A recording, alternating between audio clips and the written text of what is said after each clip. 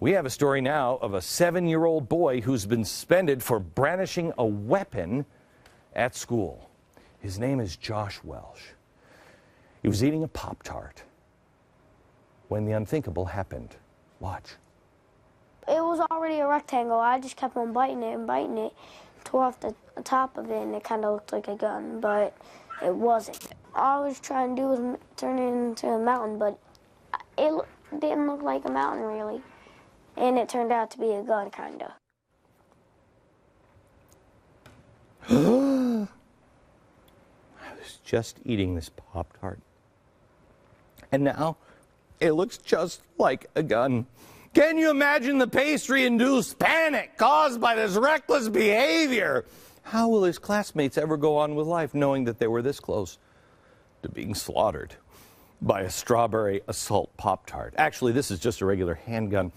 This is a s'mores assault rifle here. Uh-oh, the barrel just fell off. That's a s'mores assault rifle. Of course, we have the strawberry-flavored, this is just a regular revolver here. Glad this one didn't fall out of my hands. It's a grenade. Can you imagine a grenade? Of course, we have the larger 45 made out of a bear claw, which is kind of spooky because it's a bear claw and a gun. And probably the truest and most dangerous weapon of them all, right here. People say, why would you need a nuclear weapon? Oh, yes. It's little boy right here, which makes fat man later, but this is little boy. Oh, it's happening. It's happening, gang. Can I tell you something? The people we have hired to teach our children, to get them ready to take on the world, are teaching our kids to be afraid of paper and Pop-Tarts. Get your kids away from these dopes. And if I'm sorry, if the teacher unions can't handle that we call teachers who think that these things are a problem insane or insanely stupid or dangerous, too dangerous to be around our kids, well, that's tough luck for them. Get your kids out of public schools. Do everything you can. Make that your priority. Get them away from these people because they're dangerous. The media is perplexed when the U.S. slips even further, currently 17th in global education rankings. Why? Because you have them being taught that Pop-Tarts are dangerous. It's insulting. But I expect nothing less from either the unions or the media elites, who have been trained to follow predetermined narratives, bitterly clinging to their leftist worldviews. Anything outside of that view gets ignored. For example, gun control. The media champions gun control, wears it as a badge of honor. But because it's the cause de célèbre of the left, and so they ignore the actual history behind it. We're coming up on the 50th anniversary of a pivotal year in the civil rights movement. 1963, America saw thousands link arms, endure firing lines of water hoses, be captivated by Dr. King's letter from a Birmingham jail. Violence. Well, you'll see reports on this, all this year, and obviously rightfully so. But you will see nothing about how gun control played a big part. Star Parker has just started a Never Again campaign. Did you even know gun control is not a new idea? Did you ever know the gun control roots, the racist roots of gun control? Or the Mississippi Black Code in 1865 that said, and I quote, "No freedman, free Negro, mulatto, not in the military service of the United States government, shall keep or carry firearms of any kind or any ammunition."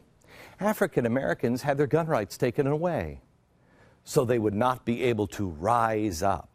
You see, it's a whole lot easier to control an entire population if they can't fight back.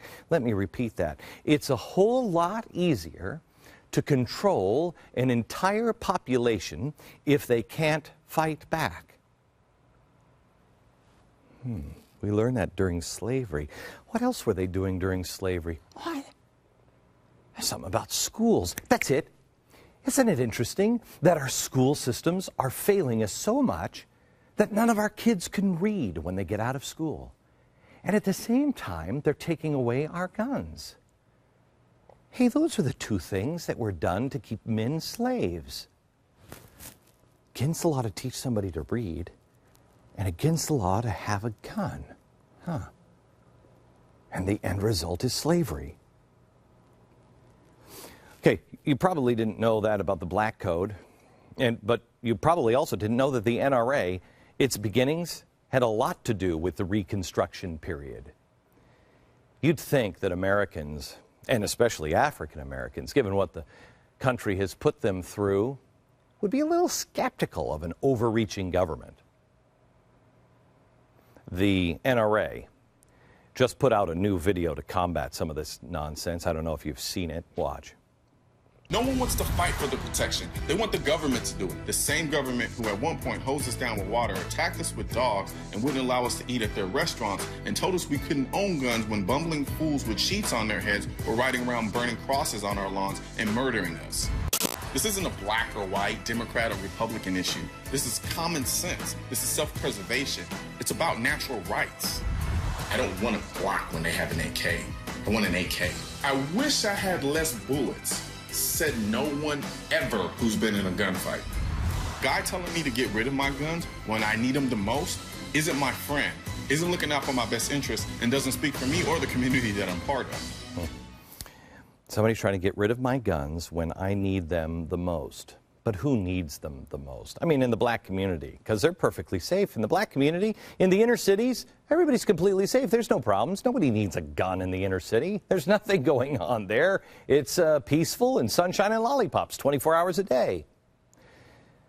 They're ignoring history and pushing solutions that fly in the face of common sense. So now, are you going to continue to say they're stupid or they're insane? Or are you going to start to say, they know something I don't know. They have an agenda different than mine. A 16-year-old high school student in Florida acted heroically when he wrestled away a loaded gun from a 15-year-old suspect who was threatening to shoot and kill another student. So what did he do? He got up and he risked his own life. He wrestled the gun away. He put himself in harm's way for the safety of someone else. Now, isn't that what we want our kids to do? There's an act of courage. That's a hero for you. So what did the school do? They suspended him. They suspended him for 3 days. He saved a kid's life. They suspended him for 3 days. Yeah, that happened last week. Have you heard that outrage from the media? Oh, no. Why did they suspend him? Because he played a role in an incident where there was a weapon present. Oh, he should have just sat on his ass and done nothing. Why would they do that? Because, see, there's another lesson. Sit down. Take it. Don't you dare get up. Don't you dare say anything. You're not the first responder. That's what they're teaching your children. They're not the first responder. This kid is a hero, and they suspend him. Ask yourself why. It's not an out-of-control school board. It's not stupidity.